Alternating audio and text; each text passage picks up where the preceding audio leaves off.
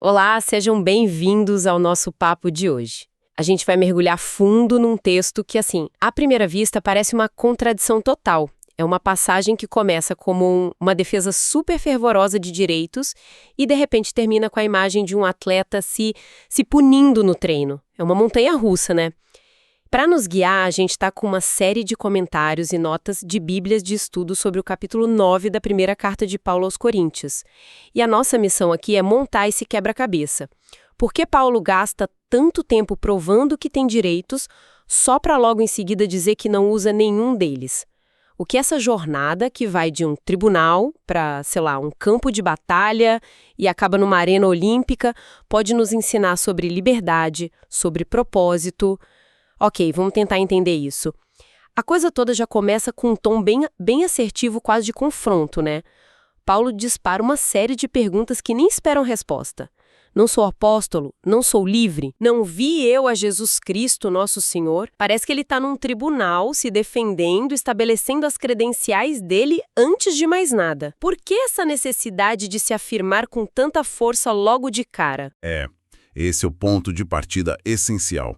As notas que a gente tem aqui contextualizam isso muito bem. Ele não está falando por nada, sabe? A comunidade de Corinto era cheia de facções, e a autoridade de Paulo como apóstolo estava sendo questionada por alguns grupos. Eles talvez o vissem como um apóstolo de segunda classe, por não ter andado com Jesus fisicamente como os 12 originais. Então essa defesa não é arrogância, é a base que ele precisa construir para o resto do argumento dele ter peso. Ele está dizendo, olha, vocês precisam me ouvir, e é por isso. Entendi. É como o advogado apresentando as credenciais para o júri antes de começar o caso. E ele não fica só no abstrato, né? Ele lista direitos bem específicos que ele teria, mas que, e esse já é o spoiler do capítulo, ele escolhe não usar. Quais são esses direitos, assim, na prática? Ele torna tudo muito concreto. O primeiro é o mais básico, o direito ao sustento material. Ele resume como comer e beber, ou seja, ser sustentado financeiramente pela comunidade que ele serve. O segundo é um pouco mais pessoal, o direito de levar com ele uma esposa crente nas viagens, algo que ele menciona que outros apóstolos, como Pedro, a quem ele chama de Cefas, Sim. e os próprios irmãos de Jesus faziam. Isso mostra que ele não era contra a ideia, só que ele e Barnabé tinham feito uma escolha diferente. E tem o terceiro direito, que parece ser o centro da questão financeira. O de não precisar ter um trabalho secular.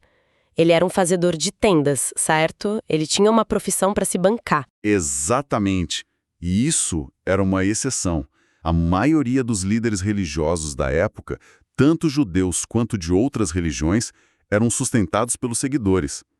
Ao dizer que ele e Barnabé eram os únicos apóstolos que trabalhavam, ele está sublinhando que isso não era uma obrigação nem uma falta de direito, era uma escolha deliberada. E o resto do capítulo vai explicar o porquê dessa escolha.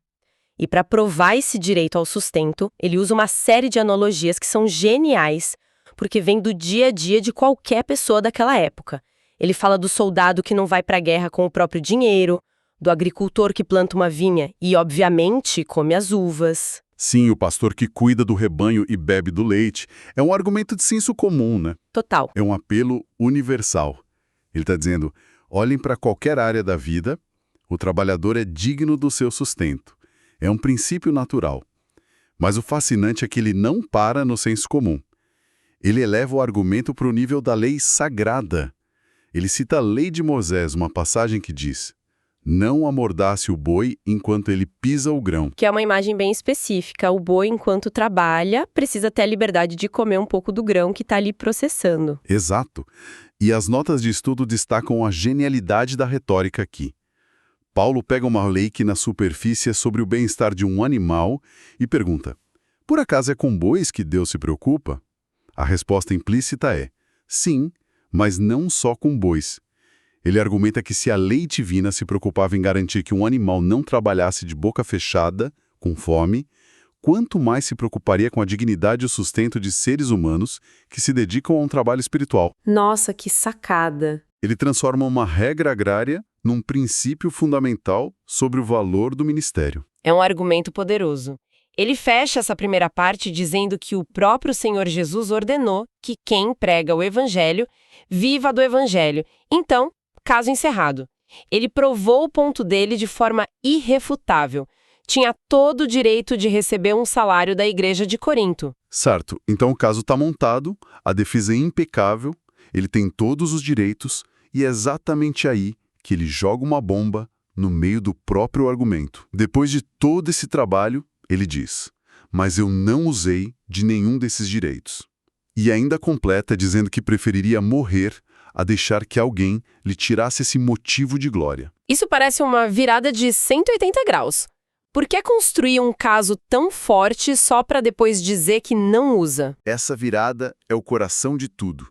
É onde o argumento deixa de ser sobre direitos e passa a ser sobre propósito.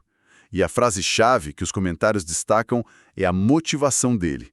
Ele fez isso para não criar qualquer obstáculo ao Evangelho de Cristo. A preocupação dele era extremamente prática. Naquela cultura, muitos filósofos e pregadores itinerantes cobravam por seus ensinamentos, e alguns eram vistos como charlatões. Ah, então ele estava com medo de ser colocado no mesmo balaio? De as pessoas pensarem que ele estava nessa pelo dinheiro? Precisamente. Ele queria que a mensagem fosse percebida como um presente, algo de valor inestimável e não como um produto que estava sendo vendido. Se o dinheiro entrasse na equação, poderia se tornar uma barreira. Alguém poderia dizer: não vou ouvir porque ele só quer meu dinheiro. Ou pior, acusá-lo de ganância, minando a credibilidade da mensagem. Ao pregar de graça, ele desarmava completamente essa crítica. Essa lógica da recompensa dele também é bem contraintuitiva. Ele diz que não pode se orgulhar de pregar, porque isso é uma obrigação, uma tarefa que lhe foi confiada. E aí ele pergunta: qual é, então, a minha recompensa? A resposta dele é: trabalhar de graça. Como isso pode ser considerado uma recompensa? É um jeito de pensar completamente diferente do nosso, né? A gente pensa em recompensa como um bônus, um pagamento. Para Paulo, a obrigação era o trabalho. Pregar era o que ele tinha que fazer. A recompensa, o prêmio, era ter a liberdade de escolher como fazer esse trabalho.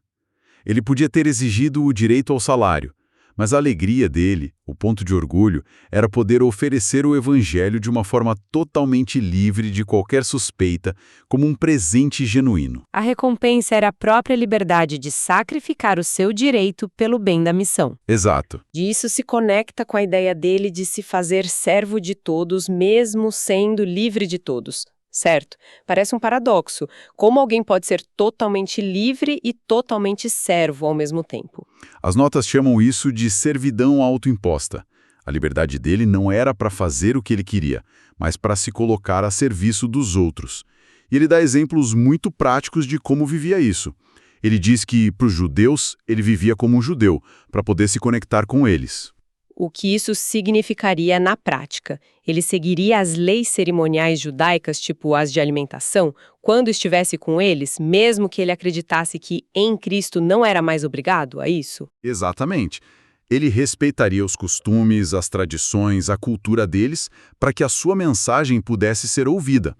Da mesma forma, ele diz que, para os que estavam sem a lei, os gentios, os não-judeus, ele vivia como se não tivesse a lei. Ele comeria na casa de um gentio sem se preocupar com as regras de pureza judaicas, para não criar uma barreira cultural desnecessária. Mas isso não é perigoso? Viver sem lei soa como anarquia, como se ele estivesse abandonando os próprios princípios morais. E ele sabia que isso poderia ser mal interpretado. Por isso, ele imediatamente acrescenta uma correção crucial, um detalhe que os comentários ressaltam como teologicamente importantíssimo. Ele diz que, ao fazer isso, ele não estava sem a lei de Deus, mas sim debaixo da lei de Cristo. Ou seja, não era um abandono da moralidade ou da santidade. O que ele estava disposto a flexibilizar eram os costumes culturais, as práticas cerimoniais, as coisas que diferenciavam judeus de gentios. Mas os princípios éticos e morais do Evangelho, a lei de Cristo, eram inegociáveis. Entendi. É uma adaptação de método, não de mensagem. Perfeito. Ok. Então, a liberdade, para ele, é a ferramenta que permite que ele se adapte para servir melhor. A liberdade dele é a liberdade de abrir mão dos seus direitos por um propósito maior. Faz sentido. E quando a gente acha que o argumento sobre direitos e sacrifício está completo, ele muda de marcha de um jeito radical. Do nada, ele o joga no meio de um estádio olímpico. As fontes até trazem imagens de pistas de corrida da Grécia Antiga para ilustrar isso. O que está acontecendo com essa mudança de metáfora? Essa transição é brilhante porque ele move a discussão do porquê para o como. A gente já entendeu por que ele abre mão dos direitos. Agora ele vai explicar como ele consegue viver dessa forma. E a imagem do atleta era algo que todos em Corinto, uma cidade perto de onde aconteciam os Jogos Istmos, um dos eventos mais importantes do mundo antigo, entenderiam perfeitamente. Ele começa dizendo que na corrida muitos correm, mas só um leva o prêmio, e fala: corram de tal modo que o alcancem. Não é só sobre participar, é sobre competir para vencer. É uma mentalidade bem competitiva para um assunto espiritual. Sim, e ele usa essa mentalidade para falar de disciplina. Ele diz que todo atleta que compete se submete a um treinamento rigoroso em tudo. E qual é a motivação deles? Uma coroa corruptível. Naquela época, o prêmio não era uma medalha de ouro, mas uma coroa feita de folhas de louro ou aipo. Uma honra imensa, mas a coroa em si murchava em poucos dias. E ele contrasta isso com a coroa incorruptível que os cristãos buscam. A lógica é, se um atleta se sacrifica tanto por um prêmio que murcha, quanto mais a gente deveria se disciplinar por um prêmio que é eterno? O argumento é muito forte. É fortíssimo. Ele está usando o sacrifício visível e admirado do atleta como um espelho para o tipo de disciplina interna que a vida cristã exige. Ele não está falando de salvação por obras, mas da atitude que se deve ter na jornada da fé. E ele se coloca como exemplo principal. Ele diz: corro não como quem corre sem alvo, e luto não como quem esmurra o ar. Gosto dessa imagem de não esmurrar o ar. Significa que cada esforço tem um propósito, um foco. Não é um movimento desperdiçado, uma energia gasta à toa. Tem uma estratégia, um objetivo claro. Ele está totalmente focado. E aí vem a frase mais intensa, talvez a mais chocante de todo o capítulo. Ele diz: mas subjugo o meu corpo e o reduzo à escravidão. É uma linguagem de combate, quase violenta. Ele trata o próprio corpo com seus desejos, preguiça, impulsos, como um oponente que precisa ser dominado. E ele diz o porquê. Para que depois de ter pregado aos outros, ele mesmo não venha a ser reprovado. Essa palavra reprovado soa muito pesada. Parece que ele está com medo de, depois de todo esse trabalho, não ser salvo, de ser condenado. É isso mesmo? Essa é uma interpretação muito comum e que causa muita ansiedade. Mas os comentários bíblicos são bastante claros aqui. A palavra grega original é adokimos. Esse termo era usado em dois contextos principais na época. Um era na metalurgia, para descrever um metal que era testado no fogo e reprovado, considerado impuro e descartado. Certo. E o outro contexto era justamente o atlético. Um atleta era adokimos quando era desqualificado da competição, seja por não seguir as regras do treino ou por trapacear na prova. Ah, então ser reprovado não é sobre perder a salvação, mas sobre ser desqualificado da corrida. Exatamente. O medo de Paulo não era perder seu lugar no céu, era o medo de, por falta de disciplina pessoal, por ceder aos próprios desejos e não viver de acordo com a mensagem que pregava, ele ser desqualificado da sua missão. Seria a tragédia de ser um ótimo treinador que ensina os outros a vencer, mas ele mesmo ser impedido de correr ou de receber o prêmio do vencedor. É a desqualificação do serviço e da recompensa, não da salvação. Ufa! É uma questão de integridade e eficácia no propósito dele. Isso. Uau! Que jornada dentro de um único capítulo. A gente começa com um apóstolo defendendo seus direitos como um advogado, passa por ele abrindo mão de tudo por amor à missão e termina com a imagem dele como um atleta de elite, com uma disciplina de ferro focado num prêmio eterno. É uma aula completa sobre como alinhar liberdade, disciplina e propósito. Sem dúvida. A linha que conecta o tribunal ao estádio, essa ideia transformadora de liberdade. A verdadeira força, segundo Paulo, não está em bradar e exigir seus direitos. Está na disciplina e na sabedoria de saber quando e principalmente por que abrir mão deles voluntariamente. O autocontrole e o sacrifício não são sinais de fraqueza, mas a expressão máxima de uma liberdade que encontrou um propósito maior que o próprio eu. E isso talvez nos deixe com uma provocação para pensar, né?